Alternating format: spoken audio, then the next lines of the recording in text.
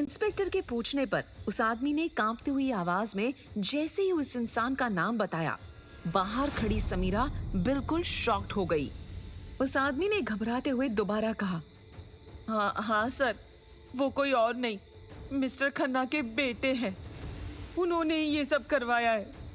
Sir जी, मैं बहुत डर गया था कि मेरे परिवार को कुछ कर ना दे। इंस्पेक्टर ने उस आदमी के कॉलर को पकड़ते हुए कहा, जब तुम्हें अपने परिवार की इतनी ही टेंशन थी तो वहां से निकलकर पुलिस के पास क्यों नहीं आए? आदमी हाथ जोड़ते हुए बोला, पैसों का लालच आ गया था सर जी, मुझसे गलती हो गई, मुझे छोड़ दीजिए सर। इंस्पेक्टर ने स्टिक दिखाते हुए कहा, पुलिस को गुमराह करने की कोशिश मत करो, समझ आया? नहीं तो ऐसा डंडा पड़ेगा अकल ठिकाने आ जाएगी। उन्होंने क्या तुझे बांध कर रखा था? मुझे बेवकूफ समझने की भूल मत करना। तेरे सारे फाइल्स मैंने देखे हैं, जितने कांड किए हैं तूने सभी की खबर है।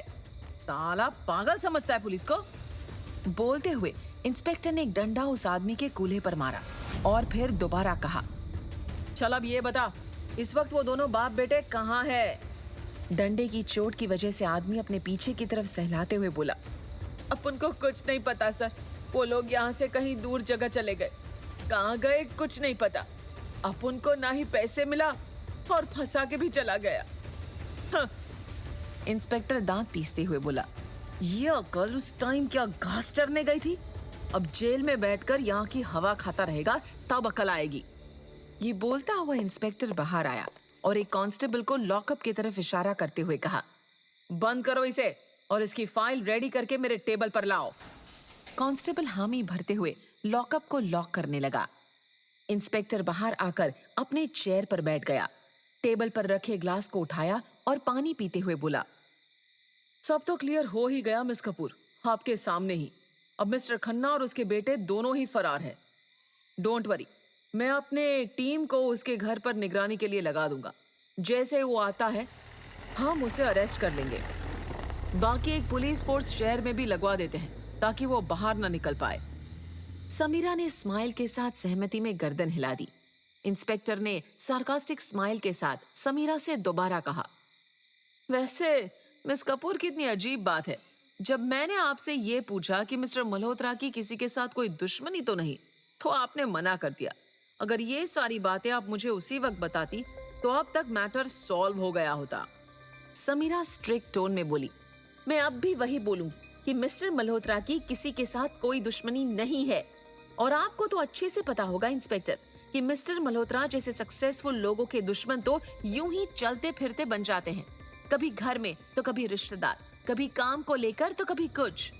इंस्पेक्टर ने समीरा की बातों को इग्नोर करते हुए स्माइल किया और चेयर से उठते हुए बोला, एनीवेज, जैसा भी होगा बाकी की कोई भी इंफॉर्मेशन या इंक्वायरी वो मैं आपको इन्फॉर्म कर दूंगा। समीरा ने थैंक यू कहा और पुलिस स्टेशन के बाहर निकल गई। पीयूष भी बाहर निकल गया। बाहर निकलकर दोनों गाड़ी में जाकर बैठ गए।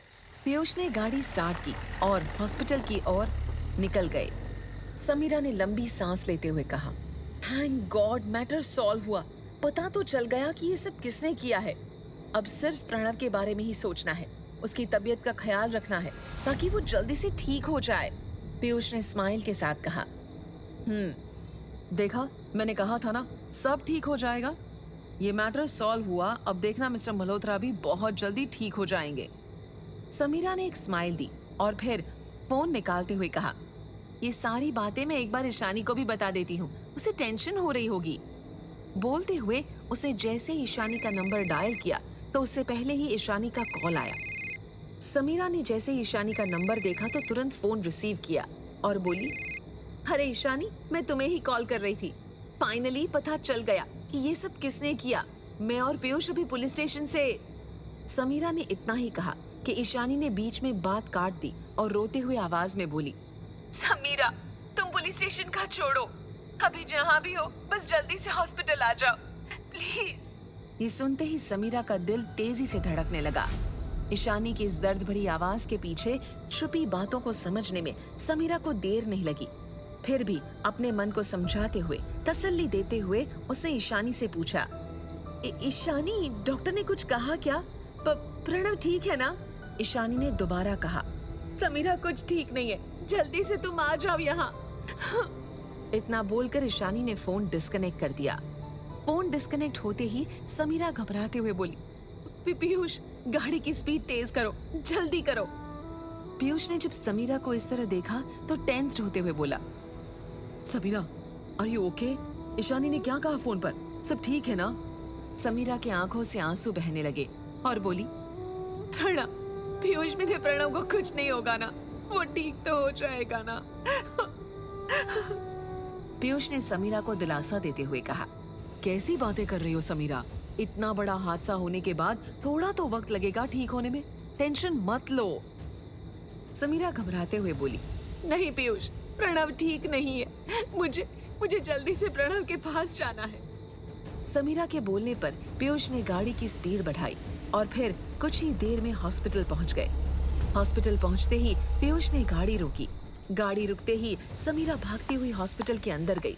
अंदर जाते ही उसने देखा कि सब उदास चेहरे के साथ बाहर बैठे हुए हैं और मयंक डॉक्टर से कुछ बात कर रहा था। समीरा खुद को संभालते हुए ईशानी के पास गई।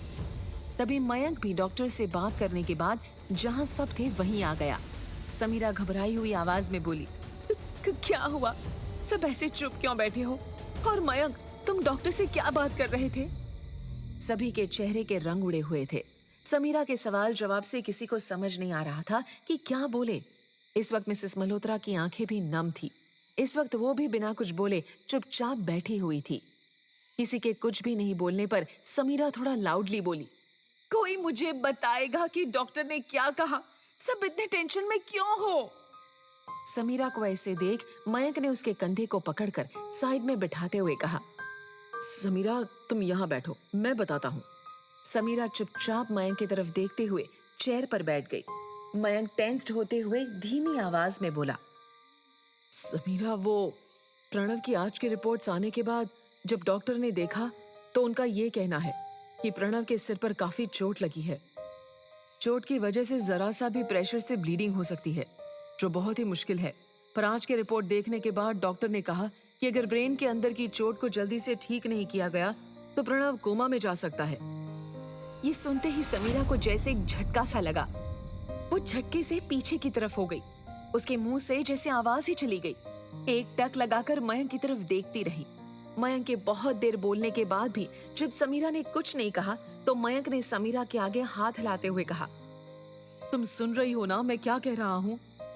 मयंक के इतना बोलने पर भी समीरा ने कुछ नहीं कहा तो मयंक ने उसके कंधे को पकड़कर तेज से हिलाते हुए कहा, समीरा, तुम कुछ बोल क्यों नहीं रही हो? मैं कब से बोल रहा हूँ।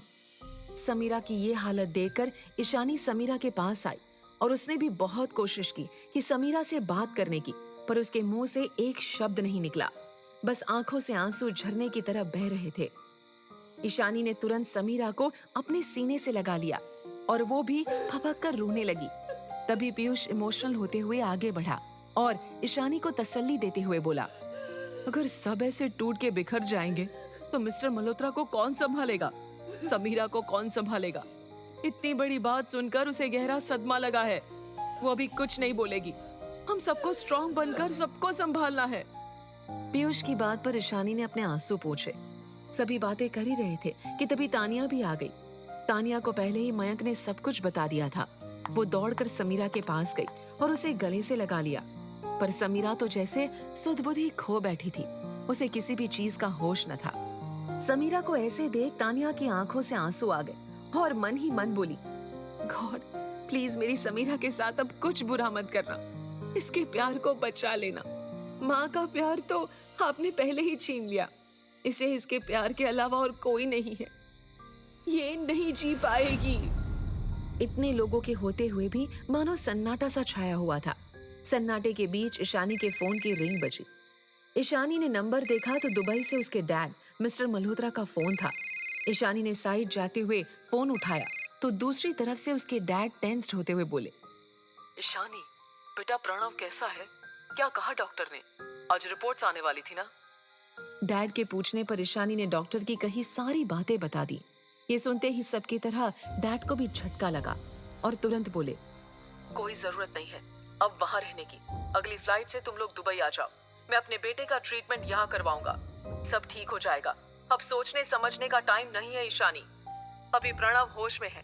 उससे पहले कि कुछ अनहोनी हो, प्रणव को लेकर सब यहाँ आ जाओ। मैं अपने बेटे को ऐसे खो नहीं सकता। तुम मॉम को समझाओ, बात करो, और जैसे भी होगा मुझे फिर बताओ। डैड की बात पर ईशानी ने ओके कहा और फोन रख दिया। फोन रखने के बाद ईशानी कॉरिडोर के उस हिस्से में आई जहां सब पहले से बैठे हुए थे। ईशानी ने धीमी आवाज में कहा, डैड कह रहे हैं कि अगली फ्लाइट से भाई को लेकर दुबई चलने के लिए। मयंक ने ईशानी की बातों को अग्री करते हुए कहा, तो अंकल बिल्कुल ठीक कह रहे हैं। नेक्स्ट फ्लाइट जब भी है उसी से निकलना ज्यादा सही रहेगा। हम अब और रिस्क नहीं ले सकते। मैं भी चलूंगा साथ में। ईशानी ने कहा, हाँ मैं भी यही सोच रही हूँ कि अब कोई रिस्क नहीं है। आप और मॉम भाई के साथ नेक्स्ट फ्लाइट से दुबई निकल जाइए। मैं यहाँ का सब संभाल लूंगी। मयंक थोड़ा हैरान होते हुए बोला, तुम यहाँ कैसे? ईशानी ने समीरा की तरफ देखते हुए कहा, समीरा को इस वक्त ले जाना ठीक नहीं है। उसकी हालत भी खराब है। साथ में मॉम रहेंगी तो आपको तो पता है मयंक भाई, मॉम समीरा को बिल्कुल पसंद नहीं करती है, और ऐसी सिचुएशन में तो बिल्कुल भी नहीं। इस टाइम भाई भी उसे प्रोटेक्ट नहीं कर पाएंगे। मॉम बस समीरा को नुकसान पहुंचा सकती है, भाई को कभी नहीं। तो इसलिए मैं चाहती हूँ समीरा यहीं रहे। कब क्या इंक्वायरी के लिए बुलाया जाए, साथ ही भाई के ना रहने पर ऑफिस भी देखना है। तो मैं यहाँ रुक जाती हूँ। मेरे साथ समीरा रहेगी। बाकी पीयूष और तानिया है तो कोई दिक्कत नहीं है, और वहाँ आप भाई के साथ रहेंगे तो मुझे टेंशन नहीं रहेगी। जैसे सब नॉर्मल होता है आप तुरंत आ जाना। ईशानी की बातों को कुछ देर तक सबने सोचा, और सोचने के बाद सबने उसकी बातों को अग्री किया। बात करने के बाद ईशानी तुरंत मॉम के पास गई तो देखा मिसेस मल्होत्रा की आंखों से आंसू बह रहे थे। ईशानी ने मॉम को गले से लगाते हुए कहा, डोंट वरी मॉम, डैड से बात हो गई है, सब ठीक हो जाएगा। भाई को लेकर दुबई जाएंगे, वहां जाते ही सब ठीक हो जाएगा। ईशानी की बातों पर मिसेस मल्होत्रा कुछ बोलती उससे पहले ही ईशानी ने पोलाइटली कहा, समीरा नहीं चाहेगी, वो यहीं रहेगी, और मैं भी नहीं जाऊंगी, क्योंकि यहाँ रहना भी जरूरी है। आप किसी भी बात की टेंशन मत लीजिए। इस वक्त ईशानी मॉम को भी कुछ नहीं कहना चाहती थी। समीरा के साथ साथ वो मॉम के भी दिल का हाल जानती थी कि वो कितनी परेशान थी। मॉम से बात करने के बाद ईशानी दोबारा सबके पास आई तो पीयूष ने टेंस्ड होते हुए कहा, पर हम मिस्टर मल्होत्रा को ऐसी हालत में ये सारी चीजें कैसे बताएंगे? जब उन्हें पता चलेगा कि उनकी रिपोर्ट्स नॉर्मल नहीं है तो फिर क्या होगा? और तो और समीरा अगर साथ नहीं जाएगी तो न जाने वो क्या क्या सवाल करेंगे, फिर हम क्या कहेंगे उनसे? पीयूष की इस बात को सुनकर सभी टेंशन में आ गए, क्योंकि बात सच में बहुत ही बड़ी थी। किसी के पास कोई जवाब न था जो प्रणव को बताया जाए। सोमचाई ने